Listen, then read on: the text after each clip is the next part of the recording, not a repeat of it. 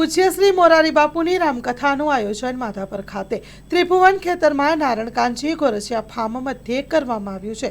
યજમાન પરિવાર ધીરેશ મંજી ડબાસિયા તેમજ રામકથા આયોજન સમિતિ દ્વારા કથામાં વિવિધ સેવા કાર્ય અંગે અનેક મુદ્દાને ધ્યાનમાં રાખીને એક મીટિંગનું આયોજન કરવામાં આવ્યું હતું, જેમાં રામકથાના આયોજકો, મહેમાનો, યજમાન પરિવાર, હોદ્દેદારો, રાજકીય આગેવાનો, વિવિધ તાલુકામાંથી પધારેલા સેવાભાવી લોકો, ગ્રામજનો, યુવાનો, મહિલાઓ, વડીલો, બાળકો સૌ હાજર રહ્યા હતા અને સેવા કાર્ય અંગે ચર્ચા વિચારણા કરી હતી। સ્ટોરી રિપોર્ટ બાય કરણ વાઘેલા, ભુજ। મારો પરિચય મોહનભાઈ દારસી, સીતારામ પરિવાર, અને વર્ષોથી બાપુને સાંભળતો આવ્યો છું અને પોતાની રીતે રામકથાના નામે પોતાને જેટલો થઈ શકે એટલો સેવતો આવ્યો છું। અને રામકથા એ માણસની જીવનનો, કથા એટલે થાક ઉતરે માણસનો। કથાનો તમે ઊંધો અડત કરો તો થાક જ છે। માણસનો જીવનનો થાક कथा उतारी सके छे। किसी के पास कुछ भी न हो तो हंसती है दुनिया, किसी के पास बहुत कुछ हो तो जलती है दुनिया। हमारे पास तो बापू है इसलिए मरती है दुनिया। જ્યારે ગયા વર્ષે કોટેશ્વરમાં પૂજ્ય બાપુ માધાપર કથાની જાહેરાત કરી ત્યારથી આ વિસ્તારમાં એટલો બધો ખુશી અને આનંદ ઉત્સવનો માહોલ ઊભો થઈ ગયો છે અને સૌ પોતાની જાતને આમાં કેમ સમર્પિત આપણે કરવી સેવા ક્ષેત્રમાં, એ રીતે દરેક વર્ગ આ ક્ષેત્રમાં 18 આલમમાં કામમાં કાર્યમાં લાગેલો છે અને પૂજ્ય બાપુ તો આ યુગનો અવતાર કહી શકાય। અમે તો આ મોહનભાઈજી ને સાધુ સાહેબને કેટલે આ ધીરેશભાઈ તો અમારા હાથે જન્મ્યા હોય આ યજમાનશ્રી, પણ એને પણ અમે ખૂબ યશ આપી જેણે માધાપર યુકેથી પરિવાર માધાપર કથા લઈ આવ્યા। સાહેબ 40 વર્ષથી અમારા કથાના અનુભવો છે કે કલિયુગ કેવલ હરિગુણ ગાના।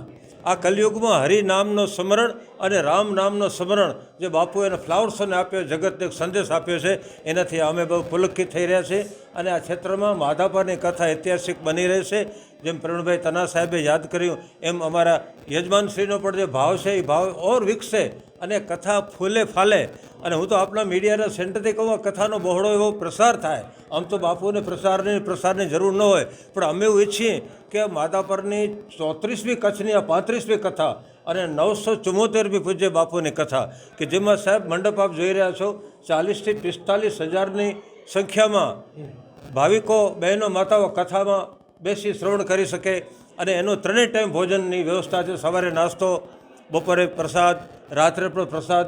અને સાહેબ રોજ 30-35 હજાર માણસ પ્રસાદ લે એટલી બધી ધરખમ તૈયારી યજમાન પરિવારે કરી છે। અમે બધા આમાં સમૂહમાં આની સાથે જોડાયા છીએ અને જે કાંઈ થઈ શકે એ આ કાર્યને દીપાવવા માટે અમે અમારો પ્રયાસ કરી રહ્યા છીએ અને અમને ખાતરી છે કે માધાપરની 18 આલમ આ ક્ષેત્રમાં કોઈ પોતાની સેવાનું ક્ષેત્રમાં કાંઈ કોઈ બાકી કચાશ નહીં છોડે એવી અમને અપેક્ષા છે અને ભગવાન રામ પાસે અમારી એવી અપેક્ષા છે કે આ કાર્ય ઓર સિદ્ધ થાય અને અમને ખૂબ શક્તિ આપે।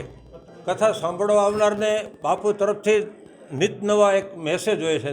દાખલા તરીકે હમણાં બગસરાની કથા માનસ મેઘાણી હતો, આ કથા એરપોર્ટ રનવે ઉપર 71માં પાકિસ્તાને જ્યારે બોમ્બારો કરીને એરપોર્ટનો રનવે તોડ્યો અને માધાપરની વિરાંગના બહેનોએ, એ પટેલ બહેનોએ આ કથાના એ ક્ષેત્રમાં બાપુ કથા આપી છે કે આ વિરાંગના બહેનોને આપણે આમાં સન્માનીએ અને એની સમૃદ્ધિમાં આ કથાને લઈ જાય એવો અમારો વિચાર છે કે આવું હોઈ શકે।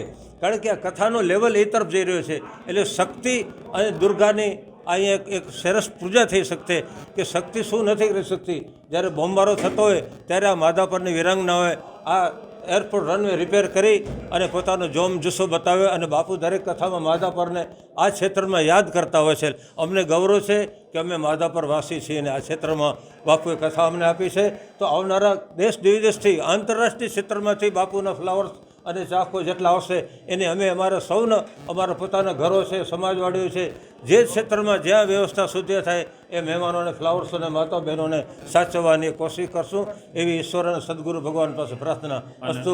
આપ સૌને જય સિયારામ। અને સાંભળવા વાળાને બાપુ વારંવાર કહે છે કે હું તો અહીંયા 9 દિવસ કથા ગાવા આવું છું, તમે મને 9 દિવસ સાંભળો, હું તમને નવું જીવન આપીશ। એટલું એ મેન વાત કે સાંભળવાવાળા તમે 9 દિવસ અહીંયા કથા સાંભળીને તમારું નવું જીવન। મારું નહીં પણ પૂજ્ય બાપુના મોઢેથી સાંભળેલા શબ્દો છે। જ્યારે જીવ માના પેટમાં હોય ને ત્યારે વિધાતા નક્કી કરે છે કે કઈ કથાનો કોણ મનોરથી છે। એવા આપણા ધીરેશભાઈને અને એમના પરિવારને એમના વડીલોના ખૂબ જ આશીર્વાદ અને દર પેઢીના આવા જ્યારે સત્કારો કરતો હોય ત્યારે આવી ગતિ થતી હોય એટલે એના માટે કોઈ આપણી પાસે શબ્દાતીત છે આ વસ્તુ. આનો ખૂબ વિશેષ આનંદ છે. બહુ જ લોકોનો જુવાળ કામ કરવા માટે આગળ આવી રહ્યો છે અને માધાપરની આ કથા ખૂબ જ ઐતિહાસિક બની રહે અને પૂરેપૂરો કચ્છની આ ખમીરવંતી ધરાના લોકો પૂરેપૂરો આનંદ લે અને એનો આપણે આનંદ લેશું એનો વિશેષ આનંદ છે. બહુ જ સારો સહયોગ મળી રહ્યો છે. લોકોને ખૂબ જ ઉત્સાહ છે કે રામ કાજ કરી બેકો આતુર એવા ભાવથી લોકો આવી રહ્યા છે અને અમને કોઈને કાંઈ કહેવું નથી પડતું અને લોકો પોતાના સ્વયં જેને કહેવાય ને શિસ્ત રાખી કરી અને આગળ આવી રહ્યા છે એ પણ એનો પણ વિશેષ આનંદ છે. કોઈ કામ બાકી નથી રહ્યું. ખૂબ ફૂલ સ્પીડમાં કામ ચાલી રહ્યું છે અને આઈએ હનુમંત બિરાજીએ બાપુ આવ્યા અને કથા જે સ્ટાર્ટ થઈ જશે અને એ પોતાનું એક મોડ લઈ લેતી હોય છે. આપણે નહીં પણ આ બ્રહ્માંડની પરમ ચેતનાઓ પણ અહીંયા આવતી હોય છે જેને આપણે નથી જોઈ શકતા. સમજા અણીમાદિક શક્તિઓ આવીને કામ કરતી હોય તે આપણે તો હાથ પગ ચલાવવાના હોય છે અને બાપુ માટે તો આના શું શબ્દો કહીએ આપણે. એ કથા પણ આપે છે અને એ બધી એવી શક્તિઓ પરમ શક્તિઓ કામ કરતી હોય છે કે આપણે એના માટે બોલી ન શકીએ. કહત સમજ્યા આપણે સમુજત બરનીને જાય બખાની ગોસ્વામીજી લખ્યું છે એટલે આપણે એને વર્ણન ન કરી શકીએ પણ સમજી શકીએ છીએ કે આ બધું થઈ રહ્યું છે અને આ કલિયુગની અંદર થઈ રહ્યું છે. પરમ વિશ્રામ જીવને જાત જોતો હોય ને તો એક જ રામકથા છે, શિવ કથા છે, સમજ્યા માની કથા છે. એ કથા સાંભળવાથી જીવ કૃતાર્થ થાય છે અને પછી મા પાર્વતીને પણ ભગવાન મહાદેવ કહે છે કે દેવી હવે કાંઈ સાંભળવું છે ત્યારે કહે છે કે અબ કૃત કૃત ભયું તવ પ્રસાદ વિશ્વેશ ઉપજી રામ ભક્તિ દઢ બીતે સકલ કલેશ કે મારા બધા જ કલેશો મારે સમાપ્ત થઈ ગયા છે અને હું કૃતકૃત થઈ ગઈ છું. એવી રામકથા માધાપરમાં આવી રહી છે. એનો એક બહુ જ વિશેષ આનંદ છે. મારા 1 મિનિટનો મને ટાઈમ નથી મુંબઈમાં હું બધું છોડી અને રામકથા માટે આવ્યો છું. સમજ્યા કે આ મોકો છે સાહેબ. આપણે એક જીવનનું એક બહુ જ એક અનેરો આનંદ છે એ આપણે સૌ આનંદ સાથે મેળવીએ અને મોજ કરીએ. જય સિયારામ.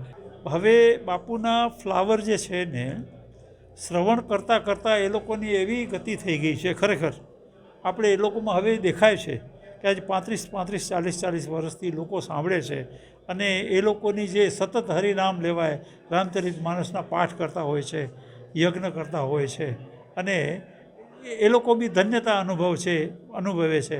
તો એના માટે તો એ લોકો જ કહી શકે પણ એનો પણ એક વિશેષ આનંદ છે. જય સિયારામ.